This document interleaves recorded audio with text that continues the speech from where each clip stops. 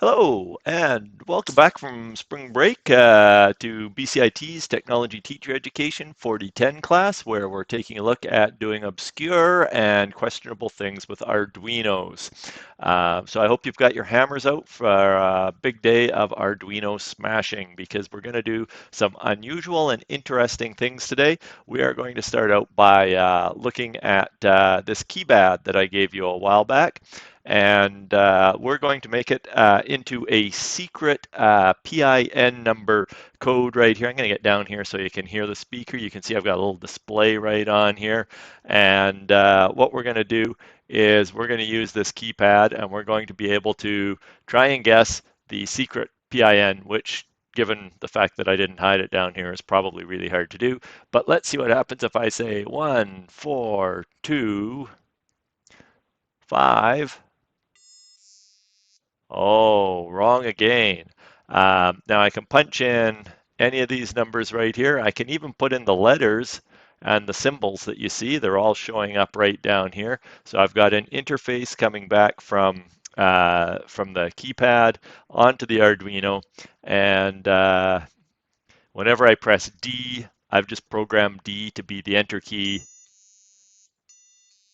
And I keep getting it wrong, so I better type it in right. And it's that very secret code of 1, 2, 3, 4, and press the enter key.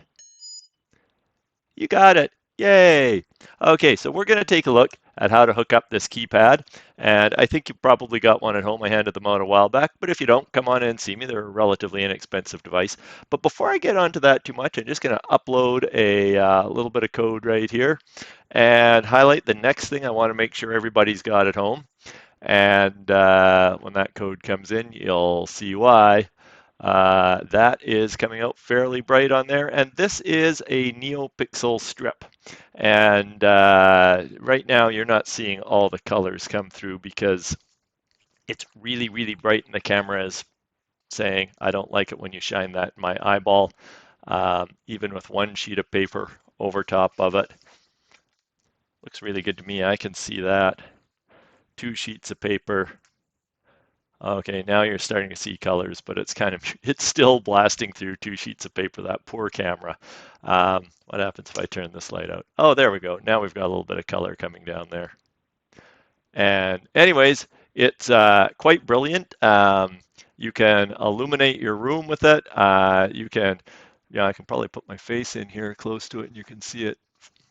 Anyway, we're not going to talk about that today. I just mention it because I want to make sure that you've got one of these at home, and that when you take it home, that you've got this little piece soldered on right here.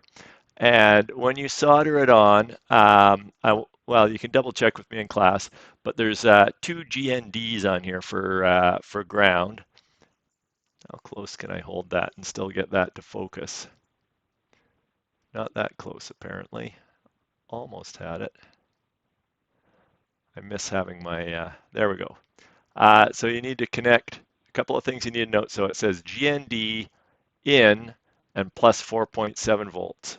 Okay, your connection needs to be on the inside. There's no point putting your data, have it coming in on the outside. So DI is your data in. You've got to make sure you solder these little connectors to that side and start with the ground, then data in, and then the 4 to 7 volts right there. So if you don't have one of these already and you haven't soldered it up, next time you're in the shop, get one from me, get this little connector right here, and you can see I've soldered it on this way so that my long legs stick out like that, so I can plug it in to my board right there.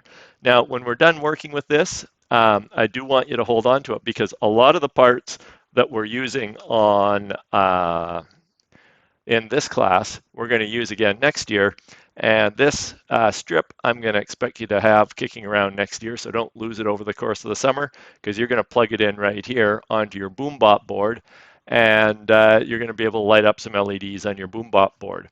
You'll notice some of the other things we're going to take a look at. We'll probably take a look at the ultrasonic rangefinder this year, and so I'll give that to you, and we'll also have that hooked up and running on the BoomBot board, which is all controlled by an Arduino.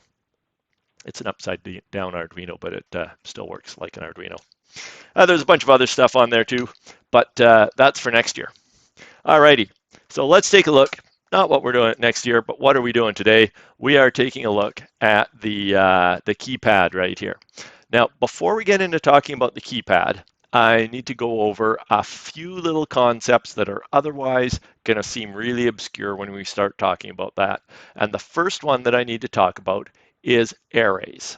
Okay, let me just switch over to a screen here where I've got some arrays showing, and I'm just going to put my numbers off to the side for just a moment. Tuck that down there, and I think I'm going to move myself over onto this side of the board.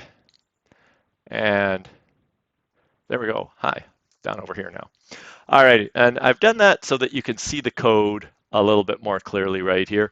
And I've jumped over to the Tinkercad Arduino simulator, and I've just brought some random Arduino up on here because I want to illustrate something about arrays.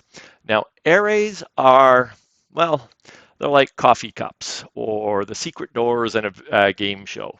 Okay, and if I've got a whole bunch of coffee cups in a row, I can number the coffee cups and I can say this is coffee cup number 0, this is coffee cup number 1, this is coffee cup number 2, this is coffee cup number 3, and I can put coffee into number 1, tea into number 2, and juice into number 3, and an adult beverage into number 4.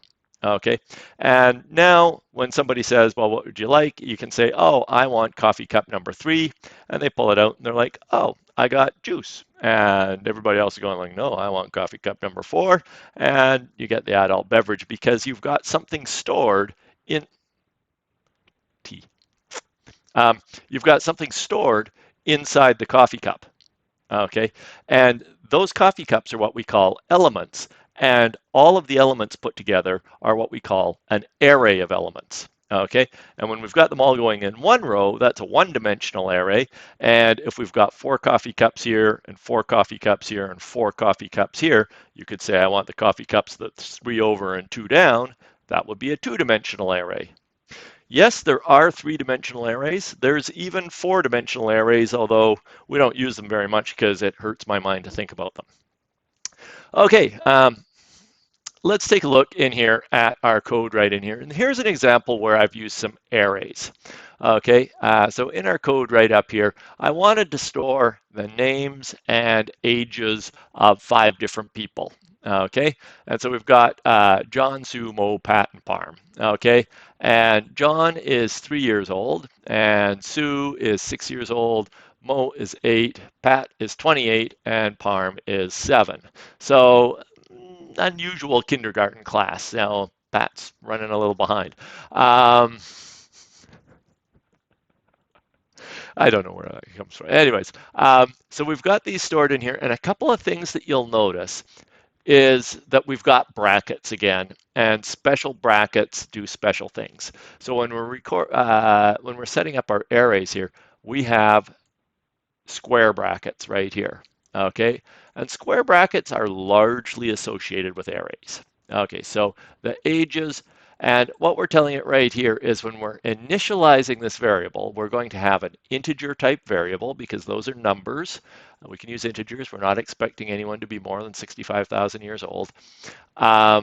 So we've got integer type variables, and we've got 5 people that are stored in here, so 5 elements in our array.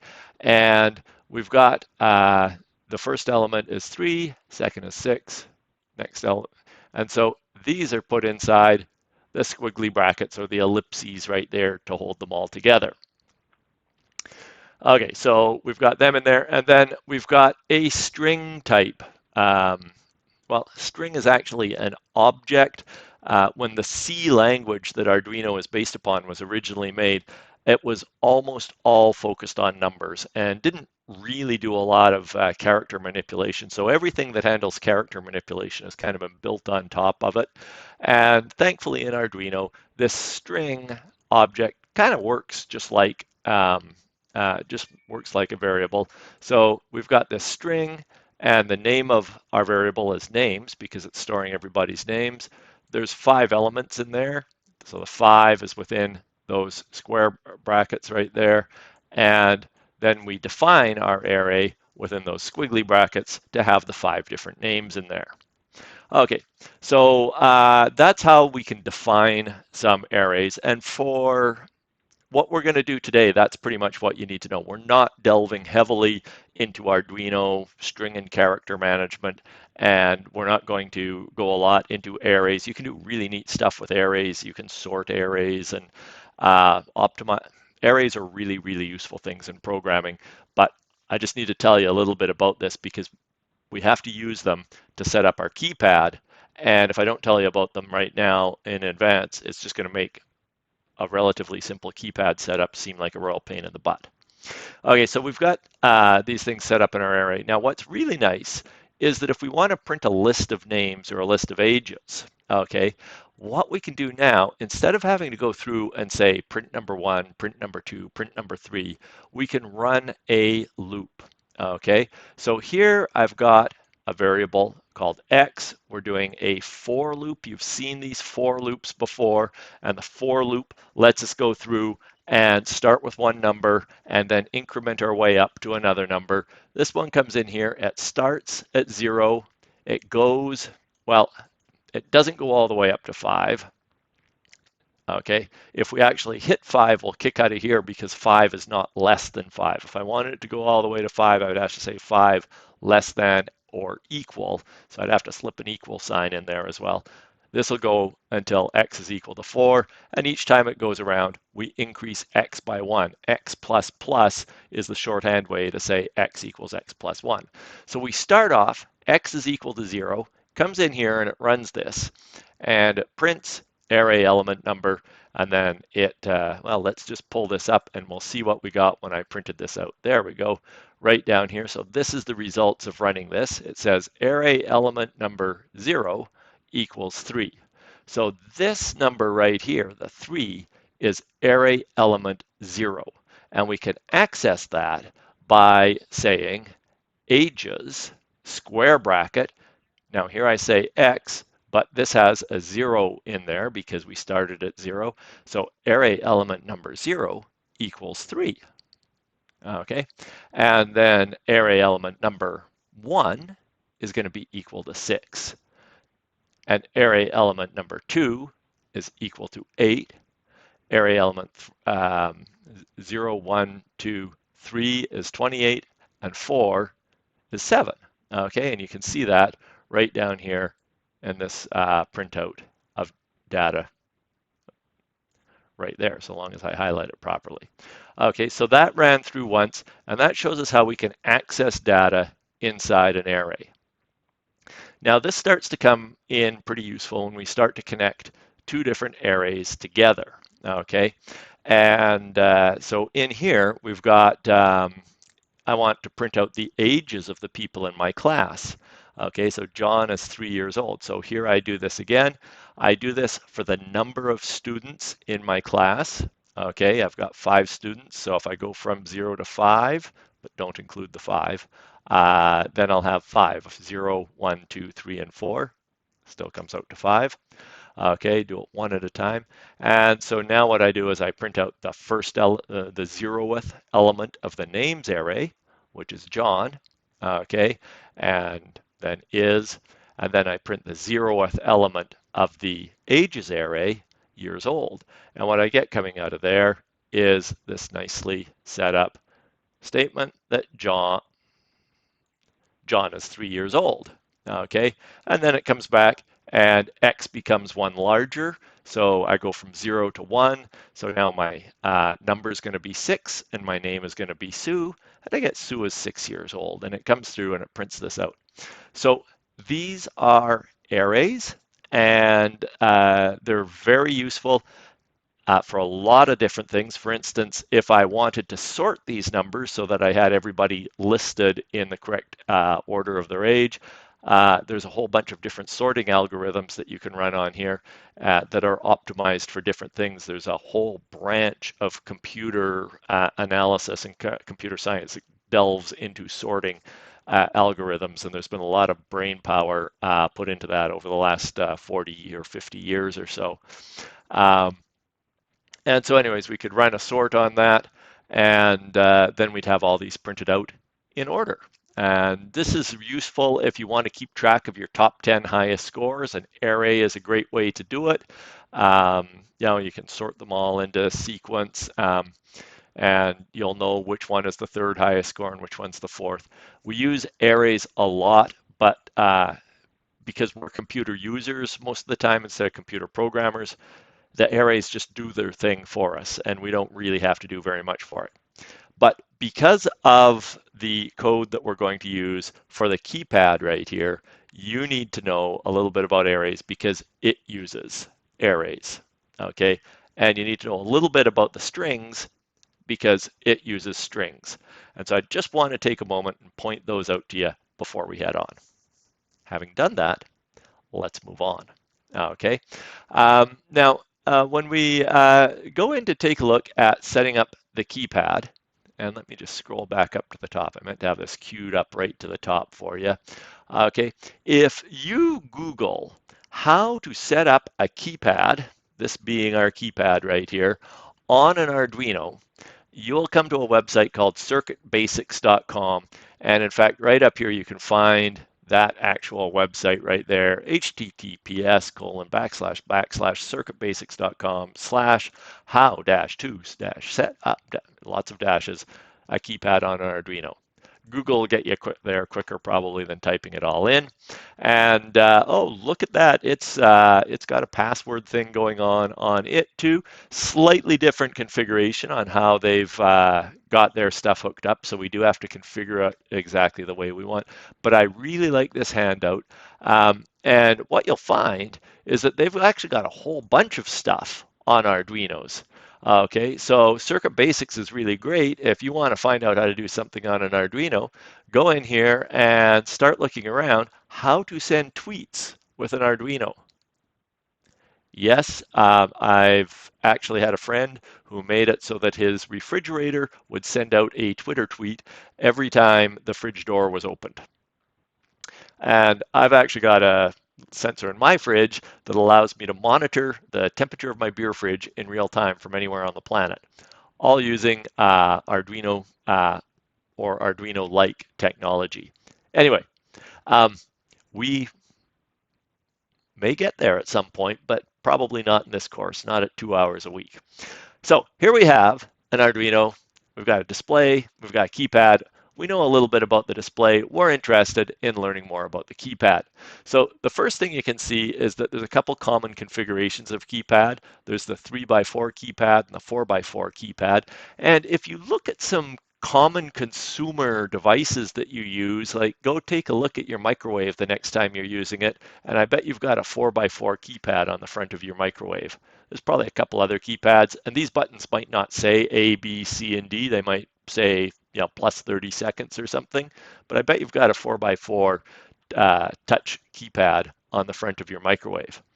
Now, the way this works, and it's set up kind of brilliantly, is that you've got these different switches right down inside here, and you can see that to close the switch, there's a little bubble inside there, and when you press down on it, you get a connection between a row and a column.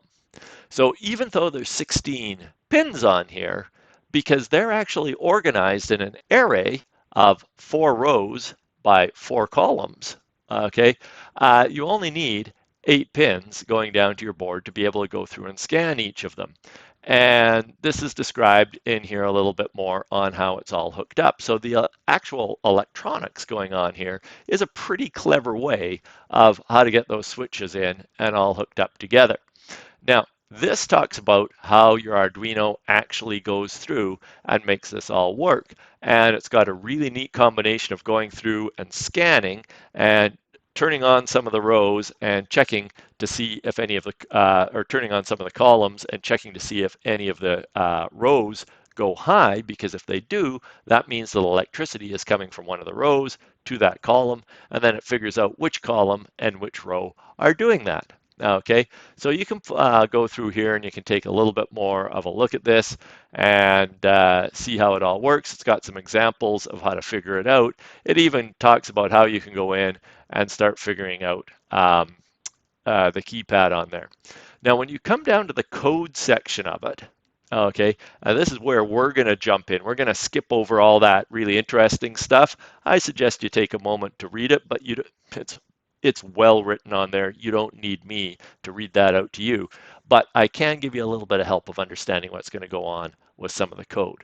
And the first thing you'll see that it's got an include keypad.h. Now, we've used include a lot of times in the past. We've used it to bring in code that somebody else has written and make it look like it's part of our program, and we don't have to do all of the work. Basically, we're extending the capabilities of the Arduino by using something that somebody else has written. And we need to include the Keypad library. So I'm going to take a moment to show you how some of that is done. Once you've got that included, you can see it says, this one's set up for a 4-row by 4-column keypad. And you can see right in here, it defines a 2-dimensional array. Okay, we only talked about a 1-dimensional array. So, ours was just like a line of coffee cups. This is like 4 coffee cups wide by 4 coffee cups high. And so you can see right here, we've got 4 rows and 4 columns. And running right across here, we've got the different characters that are on each of the things. And this one actually matches our keypad really perfectly. We've got 1, 2, 3A, 4, 5, 6B, 7, 8, 9C, and *0 pound D. Okay, and these are all subarrays so that each row gets its own set of squiggly brackets, but they're all separated by commas and put together inside another set of squiggly brackets.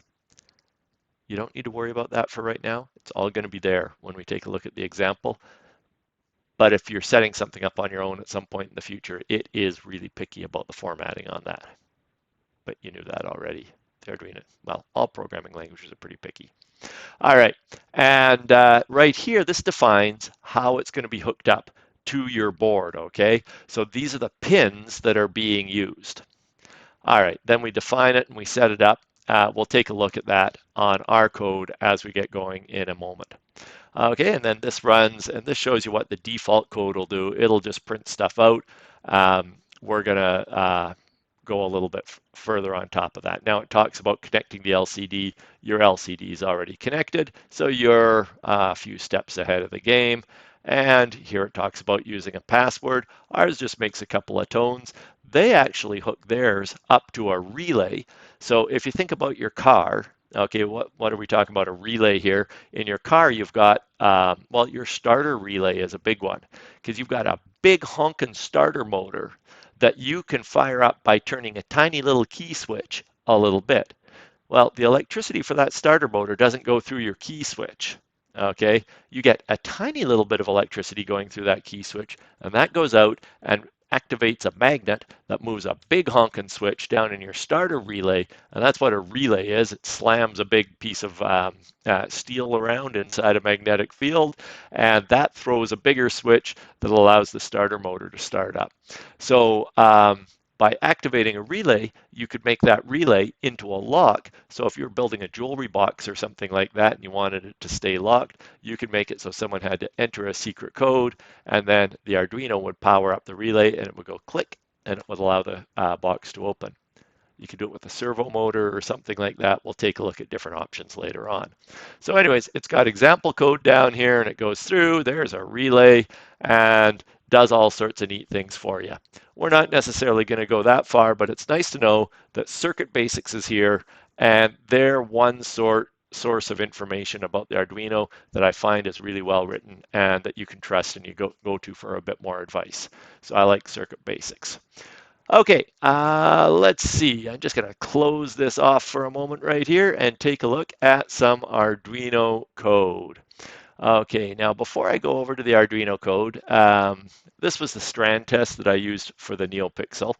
I have one thing I have to do before I install the drivers for this. I have to uninstall the drivers that I already had. So half a second and I'll be right back. Okay, the beautiful thing about the pause button is when I say I'll be gone for half a second, I'm actually gone for less than half a second. So while I was doing that, I wanted to make sure that I had my libraries uninstalled so you could have the same experience of installing the Keypad library, well, so that I can demonstrate what it's going to look like on your screen. So open up your Arduino IDE, and right now I'm using Arduino IDE 1.8.13. There is a brand new Arduino IDE out right now. Just this is going to be on YouTube for a while, so I should date this by saying in the spring of 2021, there is a brand new Arduino IDE out right now, and that is version 2.00. It is a beta version.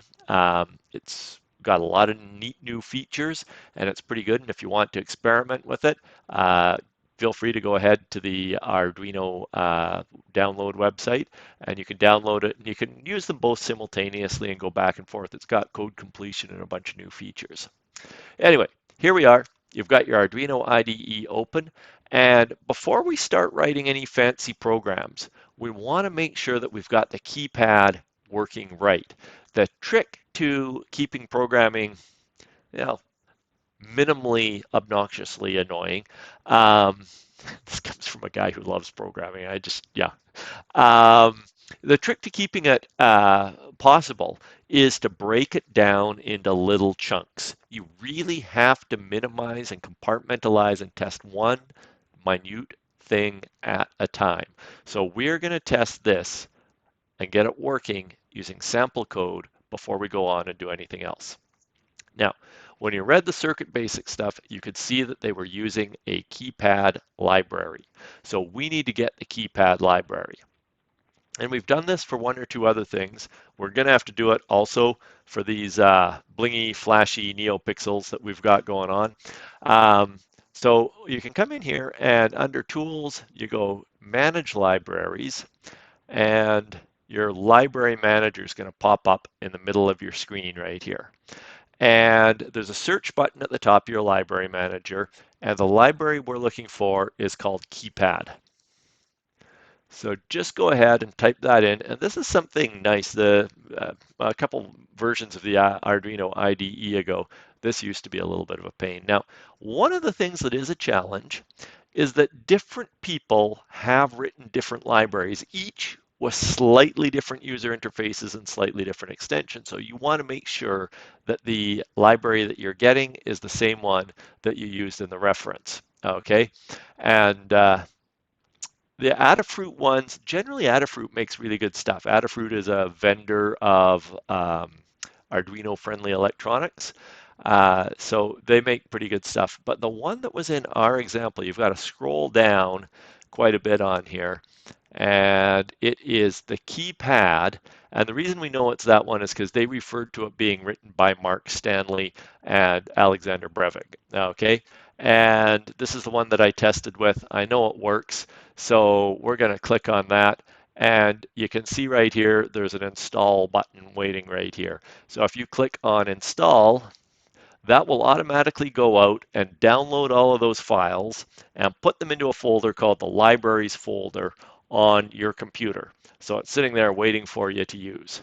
All right, and if we take a look down here now, a little bit later on, you can see that the keypad library has been installed on your computer. And there's different versions of it. You've got 3.1.1 because you've just installed it. That's the latest version.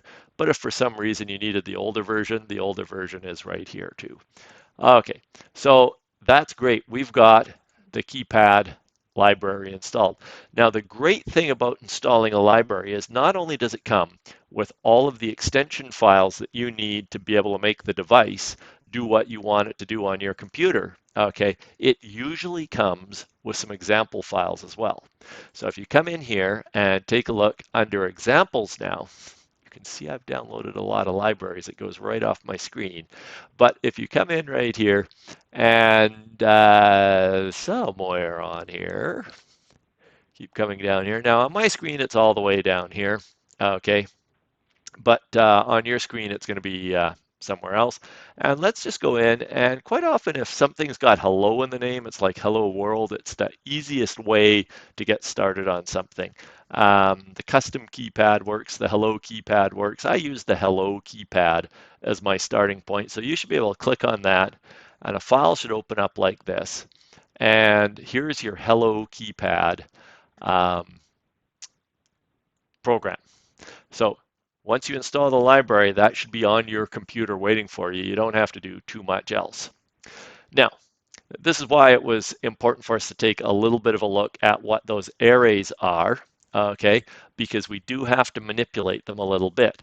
And you can see right in here, this was set up for a keypad that had 4 rows and 3 columns. We've got 4 rows and 4 columns, so I'm just going to change this right here over to 4 by 4. Now, in here, this array, as you can see, was set up for 3 columns. We need to add our 4th column in here so it knows what's on here. So take a look, and up at the top, you've got 1, 2, 3, and then A. So pay attention to your formatting on here because, of course, it's always fussy. And a single quotation mark is what we want. And then we want an A. Okay, now you don't have to put a comma at the end of that because that is the end of one row of your array. Okay, now we're going to come in here and we're going to add a B and a C and a D right into there. Okay, now because we've started changing it, I am going to save this right now, and I don't want to save it right back over top of the original example, so I'll go save as, and I'll pick a different folder on my computer, and I'll change the name Hello Keypad 2. Yeah. Oh, and I was playing around with the Arduino IDE 2.0, and I saved some illegal file names. That's the kind of dangerous character I am. And now it gives me all these warning messages. So things you can do in version 2 that you can't do in version 1. Okay, now the next thing we need to do is after we've set up the keypad to look like our keypad, what we need to do is we need to come down here and tell it how we've got this connected in here, okay?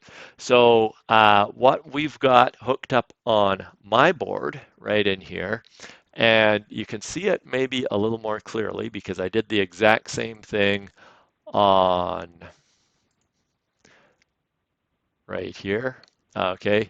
So there's my keypad. Now on our board, this comes down and plugs right in. I drew some wires in, so the yellow wire comes in right here, and it comes into 13. I know all that work you did putting the 7-segment displays in there. We had to rip it up. Then it comes to 12, 11, and 10. Now I started to run out of spaces unless I wanted to start ripping up the LCD as well, and I didn't want to do that. So I went 9, 8, and then you can see that these last 2 wires, ooh, don't do that. Do that. These last 2 wires right here. So I go 9, 8, and then I go A4 and A5. So I come over and use some of my analog inputs as outputs. Perfectly legitimate to do that. So let's take a look in here. So instead of 5, 4, 3, 2, if you've got the same pin inputs as I do, it's going to be 13,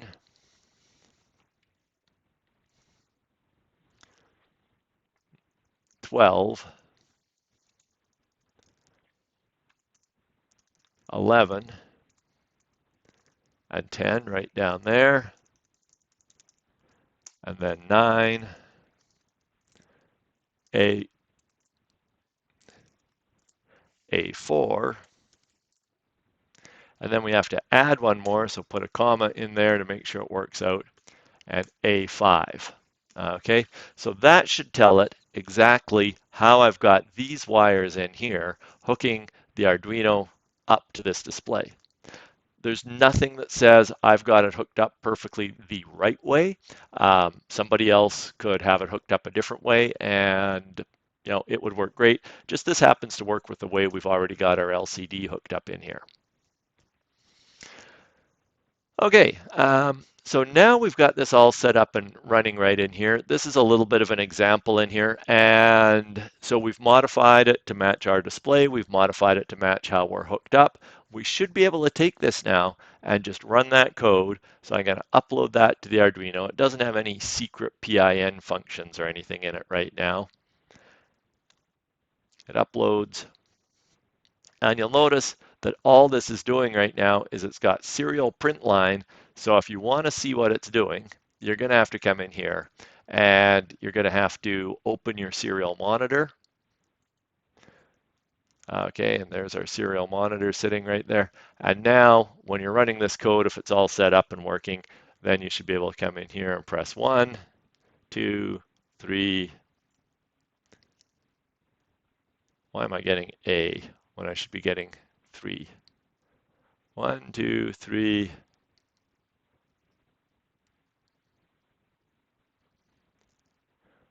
See, those ones are coming in backwards right there. Okay, now if you see it's mostly working, see if the same problem happens down here. I'm setting 6 and I'm getting B, and B and I'm getting 6. It's mostly working, so it's probably something in the configuration that's wrong. Like, everything else seems to be working. It's just one little thing that's off. And actually, as I'm typing that in, I'm just like, oh, I screwed up and told them I had things set up a little bit differently than they did. Um, I've actually got it hooked up, and you'll see that my display on Tinkercad has it that I've got A5 and A4. So what was happening was that those two rows, this row here and this row here, were being swapped back and forth on my readouts. So what was happening when it was seeing the button being pressed, since it had these two rows mixed up, it was looking in here. When I pushed this button, it said, what does that button mean? And it would look in here and it would say, oh, that button means 3. And when I press this one, those two columns were mixed up. It would say, oh, well, it's A when I push the 3 button. Let's upload that.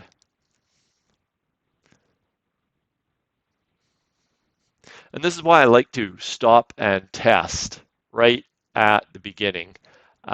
Serial monitor right here. You can clear your serial monitor and you can start over. And a lot of this stuff is easy to troubleshoot when you just do it a little bit at a time. 1, 2, 3, A, 4, 5, 6, B, 7, 8, 9, C, star, 0, pound key, D. Lots of D's. Okay, and you can sit there and you can type away to your heart's content. You have to do individual pushes for each one. I'm not sure what happens if you push 2 at a time. That seems to jam it up. You need to let up on it to get it to come through, but you can play around with that. And that's pretty cool. You've got numbers appearing on the serial monitor by pushing inexpensive little contacts down here on your keypad. Okay, now we wanted to use this to run a secret code. Alrighty, and now to make a secret code run, you need to know a little bit about character strings and characters. Because, like I say, when the basics of the C language were set up, people were mainly concerned about numbers. And so this does, well, and basically computers can only remember numbers anyway. So each of these characters is represented by what we call an ASCII, A-S-C-I-I, character number. So I've forgotten my ASCII tables, but A has a number associated with it, and B is one number down, and capital A has one number, and small or lowercase a has a different number. And of course, each of the numbers has a number to represent that number as a character. And it sounds really complex and confusing, but basically, if you Google ASCII, you'll see the entire ASCII character table. ASCII table pops right up in here. And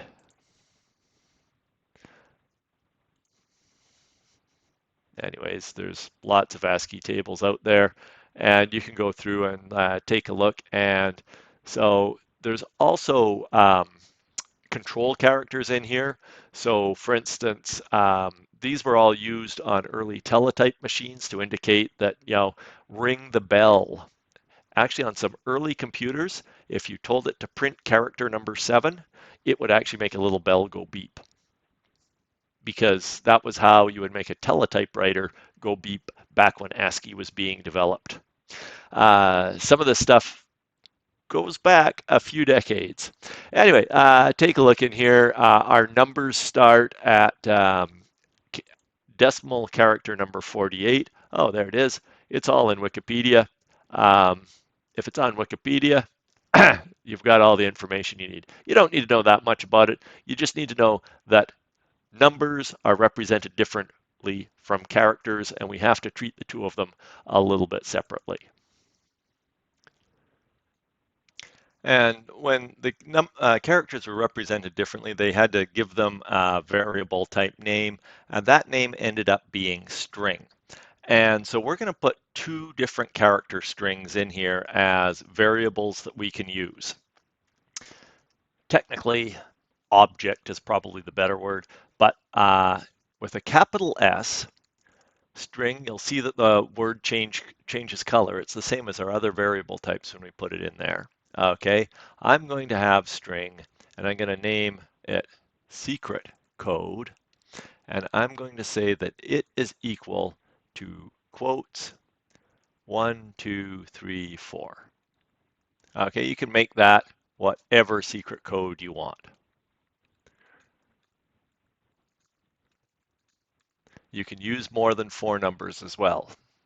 Okay, and then we're going to have a string called attempted code. This is what's going to store what the user has been entering, and we're going to say that that equals quotes, quotes. Okay.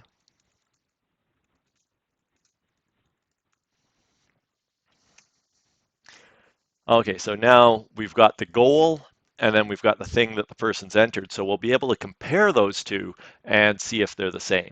Now, anytime you try something new like this, just try checking verify on here and making sure it compiles. Because if you make a whole bunch of changes to your program and you go all the way to the end of your program and then say, great, I'm going to upload it right now, and you hit the upload button and you get a whole bunch of orange error warnings flashing up, you're going to be sad. So, do this fairly regularly. The other thing that I'll do fairly regularly to make sure I don't get a lot of errors coming in here is I like to use the auto format command. Spaces things out. Do you see that? Just shifted that over nicely up there. The other thing that it does is it makes sure that everything gets indented a little bit. So in void loop, everything that's controlled by that squiggly bracket of void loop gets indented. And everything that gets controlled by this statement, if the key is something other than 0, so it prints it out, that gets controlled right there. Okay, so let's come down into our program right here and char key. So this goes out and this uses the library. Okay.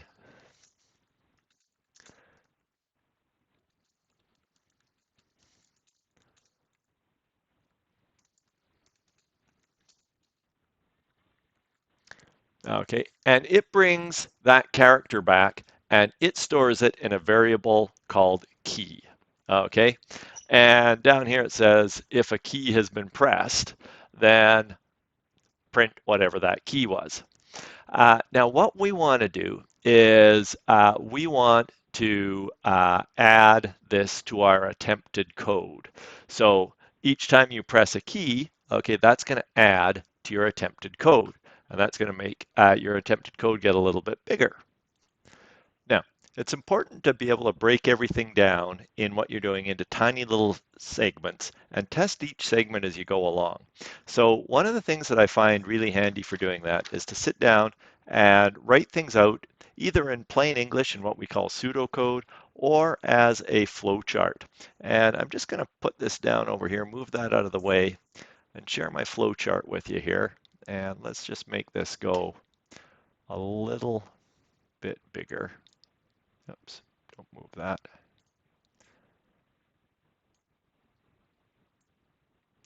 Right on here so we can see what's going on here. There we go. So this is my flow chart, just roughly sketched out that I made up in my head because I've done this a few times. You get a little bit quicker at doing this after you've done it a few times, but I took it out of my head and put it down on paper because you're not likely to see inside there very well. These cameras, great for what they do, but brain scans not so much. Okay, so the way this is going to work is we're going to use the Keypad library to see if a key has been pressed. Now we've already got that and tested that, so we're happy and we know that we can test a key, and if it was pressed, we can print that key. We were just in there and trying that out. Okay, now what we're going to do is we're going to take a look, and if the key wasn't pressed, then this little loop is just going to keep running around right in here. It's going to keep checking, and if there's no key pressed, it's just going to hang in here for a long time because its entire job is just to check and see if a key was pressed. But if it was pressed, we're going to come down right in here. Now, for our intents and purposes, I've decided that letter D is going to be our carriage return, or I guess actually enter key is going to be the thing. So when you press D, that means D for done. You've entered the code as best as you can. Now, if that code was a D, okay, then you're going to come down here, and this means that the person is done entering their code. And it's time to check their code. So does the attempted code equal the secret code? Well, if it does equal the secret code, make a nice sound, flash something up there. They've got the correct code. You can notify the user that they have the correct code. This is where you could make a happy tone, or you could release the relay or turn a servo to open a box. And then you'd come down here, you'd reset the attempted code back to 0 so that it's you could relock something after a certain period of time. You could have whatever sequence you wanted right in here, but ultimately that flows all the way back down up here until it starts using the Keypad library to see if a key was pressed again. Now it'll come down here, and sometimes they'll press D, so it'll come down here, they're done entering the code, and does the attempted code equal the secret code? Well, sometimes the answer is going to be no, and you've got to be able to handle that because they've got the wrong code then.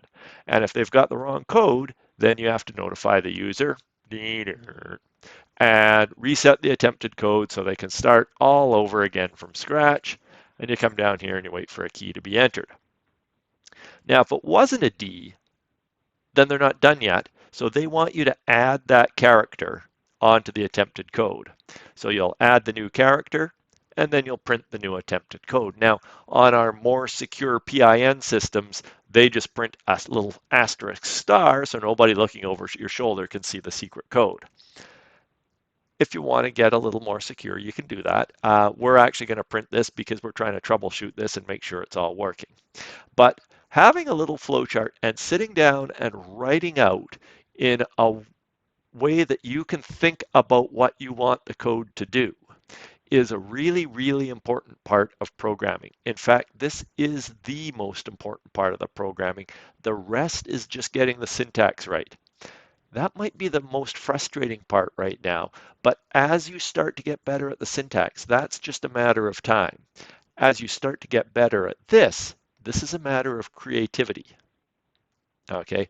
And I can assure you that just as there's amazing artists in the world and sculptors and cabinet makers that do incredible amounts of work, there's programmers out there who create things that are just as beautiful algorithmically, and you only ever see them as the end use of that, or we ever only see the end use of that. And in some cases, unless you've got years in the trade, you're not going to appreciate the beauty of that code.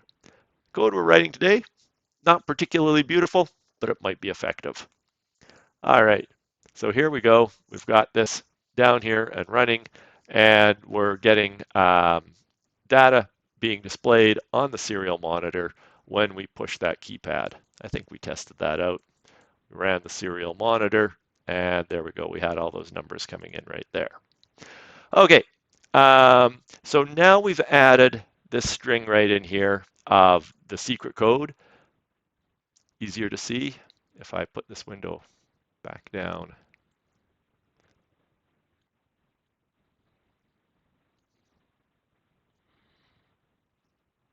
Over here somewhere.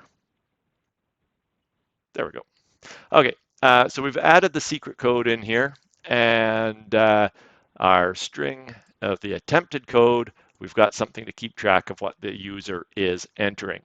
And so now we need to take a little check in here, and after they've entered a key, so right in here, we've got, okay, if a key is entered. For right now, I'm just going to leave this in. We'll take it out later on, okay?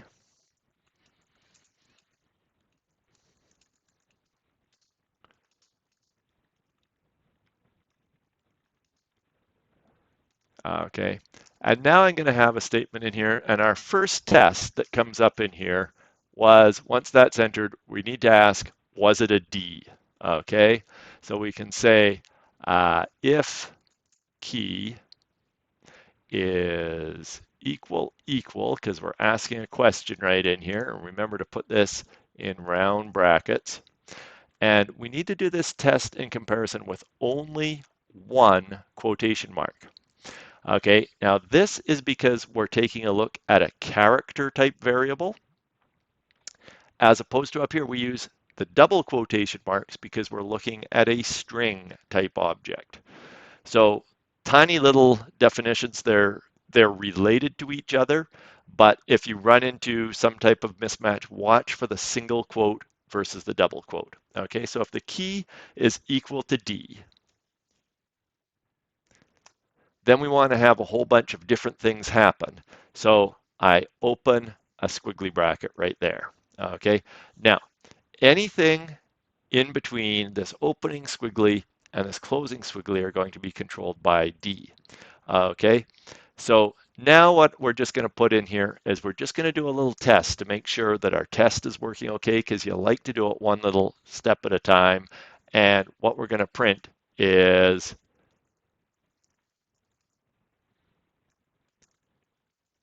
hey, the enter key. Okay, we'll take that out later on, but let's try that and see what happens if we put that in. We're just testing this right now.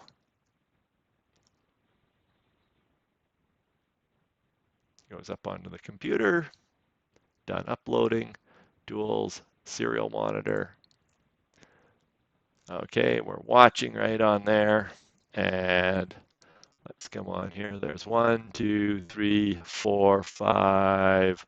So all those numbers are working. B's working, and if I press D, okay, so I've tested that little loop, and it recognizes that the enter key's been pressed. So that part of the code is working okay. And if you run into a problem right now, it's probably a little problem that you can troubleshoot. But if you wait until the end to test something like that, then you're going to have 3 little problems, and that can end up becoming one really big problem. Okay, so the next thing we want to do is we want to take a look at if it was a D, they're done entering the code, we want to know, does the attempted code equal? Let's get rid of that. We said we were going to do that. So we need another if statement in here. If, okay, and again, brackets to wrap up our term in here. Okay, attempted code is exactly equal to, so double equal statement in right here, secret code, okay, brackets, okay, and this is where we'll serial.print and the ln at the end to get the carriage return so that we get a new line afterwards. Hey, yay, you got it. Okay, and now if it doesn't equal that, then just outside of there, so everything in the if statement right there is controlled by that. We can put in an else statement.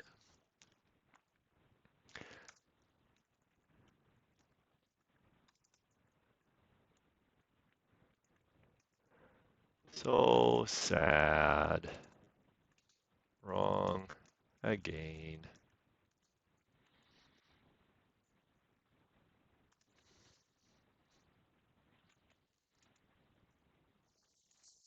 Okay, nothing like a little bit of ASCII art. If you want to see some really brilliant things, take a look at ASCII art when we only had characters to make displays on the computer. Okay, so again, you don't have to go too far right on here. Let's upload that. And see, ran into a syntax error right there. They're easy to fix if you do them one at a time. Expected semicolon before squiggly bracket token, it says. You can see that down right there. And you can see I was so happy about making my little sad face in there. I forgot to put a semicolon at the end of the line, and it was just refusing to do anything until I did that. Okay, now we go ahead and upload that.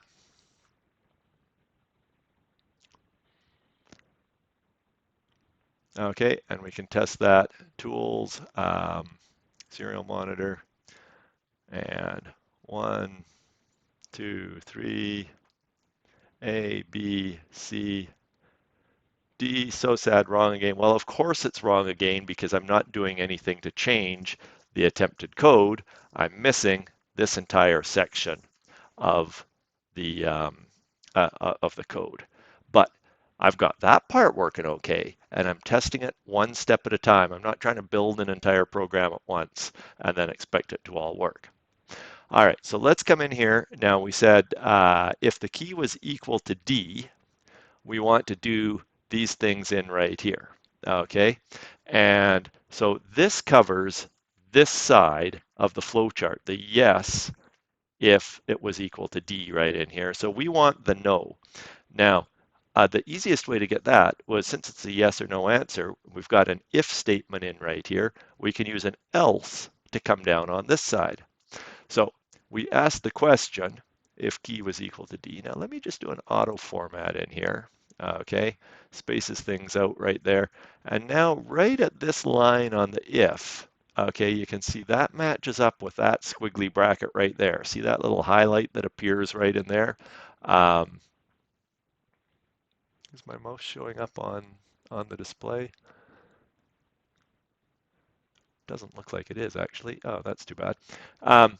Anyway, this is right down here, and you can see I've got the flashing cursor down here and this circled one right up here. So those two are linked together. So if I put an else in right here, this else is controlled by the if statement. And my else statement is what I'm going to do if if it's not a D. Okay, so I'm going to add the new character to the new attempted code. And the code for this is just a little bit tricky. Okay, and so just to make sure I got it right on the first try, I cheated and hit pause and copied it through from something that I'd already tested out before. So if we're not pressing D, that means we're trying to add onto our code. So our attempted code right in here, we need to add another character to it. And what we're going to do is we're going to use a string function. And we have to tell it that we want it to do it as a string because attempted code is a string. So when it goes and puts these two together, attempted code is a string and key, as we said right up here, was a car. And they're slightly different. They're similar but different. So we have to tell the Arduino, hey, handle everything in here like a string. And now this will handle this all like a string, and it'll add that character that we just got from the keypad to attempted code. And what we'll get coming out right here, we can now print this out to see what we've got.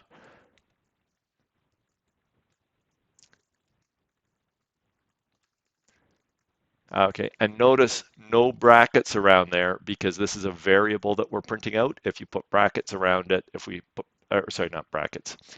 Of course we've got brackets. Everything's got brackets. Bloody brackets are everywhere.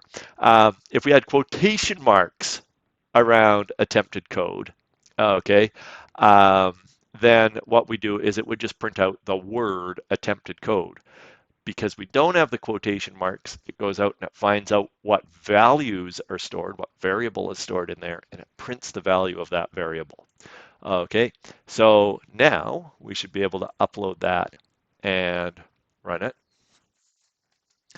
And let's turn on our serial monitor. Okay, serial monitor. And this is running right on here.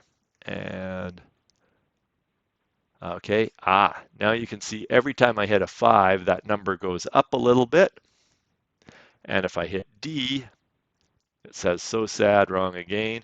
But now I keep adding on to that code, and that's getting really annoying because my code keeps getting longer and longer, and I can never go back and restart it. And so I will never, ever, ever get the right code.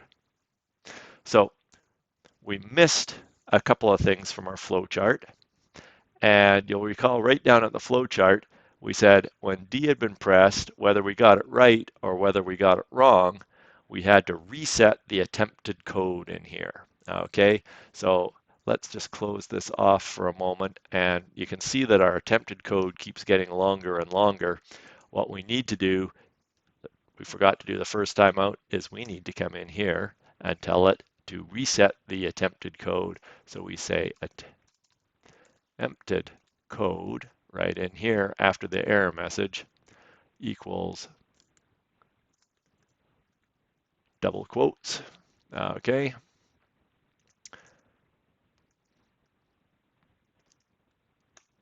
And we can do it in here. Now, if you're looking at how this is all set up, there is a slightly more efficient way to put that, and I only need to put it in once. So if you're looking at that and saying he didn't do that in the most efficient way possible, you're doing really well. And if you're just looking at saying, well, I'm fine with where he put it, because that makes sense to me too, you're both right. One person's seeing an optimization, which is a great place to be at right now. Let's upload that and see how that's working for us. Okay, and open up that serial monitor and okay. So right here, I'm printing out the number twice. Okay, so I print the number that comes in from the keypad.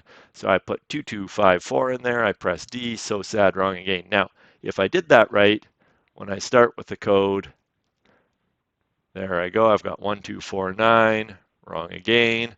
Now if I go 1, 2, 3, 4, and press D, yay, you got it. You're a champion. Okay, so that code is working pretty nicely right in there. And you can take this and you can do a few more things with it and tweak it around and play with it a bit more. If you've got it working this far, you've really accomplished quite a bit today. You've got the keypad working and you've actually taken it and used it to do something kind of useful. Now, right now, printing out to the serial monitor is not necessarily all that useful, but if you can do that, then you can actually come in here and in this section where you're doing a serial print, well, you could do an LCD print to this screen instead. Or you could use a tone command and send it out to your speaker. Or you could use a digital write command and send it out to a relay to turn on and off a relay that opens or closes a latch for a door. Or you could use it to turn a servo motor on and off, and we haven't taken a look at servos, but we will, and you could throw the servo 90 degrees to unlatch a door. So you could do all sorts of things with this. Haven't quite figured out how you're going to use it to reprogram your bank card to put lots of money in the account, but well, stick with it. Okay, so this is great. If you can get this far and you've got this working and you've got an idea about things that we've learned about arrays today and the fact that we've got strings and chars and they're a little bit different in there, strings and characters. Strings are a whole bunch of characters in a row and they have to be handled differently than individual characters. Um, we don't delve too deeply into it in this course, but I did want to touch on that and make you aware of it. And you can read more about that if you read about Arduino and strings. Okay, there's a lot of information out there on how to format it all neatly and everything like that. But now you've got something going on in here. You can come in and you can change your secret code right up in here.